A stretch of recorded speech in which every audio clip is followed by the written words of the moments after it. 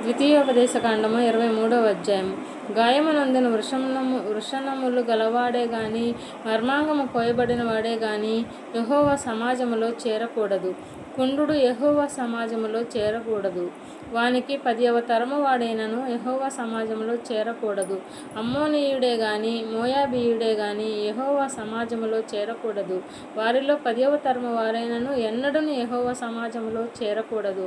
ఏలయనగా మీరు ఐగుప్తులో నుండి వచ్చుచుండగా వారు అన్నపానములు తీసుకుని మిమ్మును కొనరాక నిన్ను శపించుటకును బహుమానమునిచ్చి నదుల యరాములోని పెతోరులో నుండి నీకు విరోధముగా బెయోరు కుమారుడైన బిలామును పిలిపించిరి.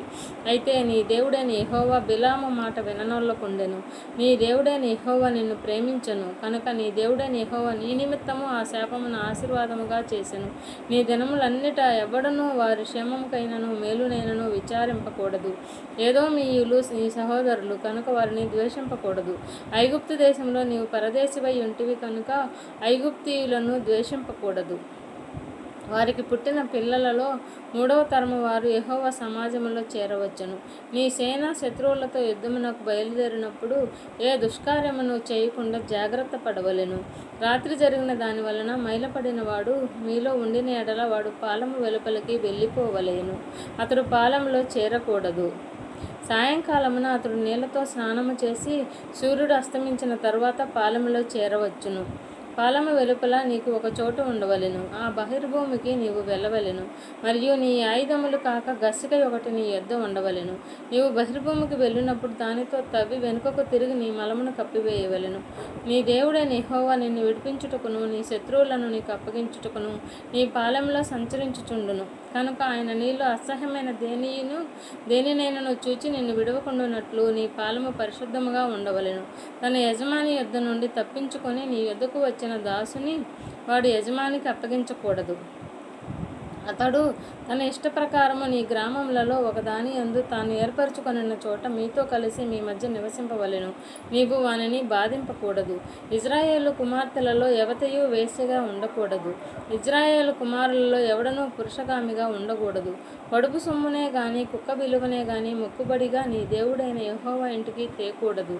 ఏలయనగా ఆ రెండునూ నీ దేవుడైన యెహోవాకు హేయములే. నీవు వెండినే గాని ఆహార ద్రవ్యమునే గాని వడ్డీకి వేయబడు దేనిని నీ సహోదరులకు వడ్డీకి ఇయ్యకూడదు.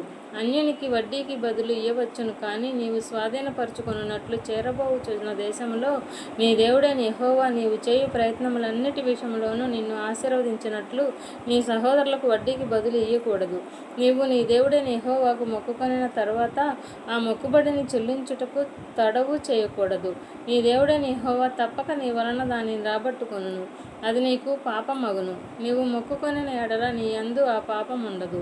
నీ పెదవుల నుండి బయలుదేరిన మాటను నెరవేర్చుకొని నీ దేవుడైన యెహోవాకు మొక్కుకొనిన ప్రకారము నీవు నీ నోట పలికిన స్వేచ్ఛారణము అర్పింపవలెను. నీవు నీ పొరుగువాని ద్రాక్ష తోటకు వచ్చుచున్నప్పుడు నీ ఇష్టప్రకారము నీకు చాలినంత వరకు ద్రాక్ష పండ్లు తినవచ్చును. కానీ నీ పాత్రలో వాటిని వేసుకొనకూడదు. నీ పొరుగువాని పంట చేనికి వచ్చినప్పుడు నీ చేతిలో వెన్నులు తుంచుకొనవచ్చును. కానీ నీ పొరుగువాని పంట చేని మీద కొడవలి వేయకూడదు.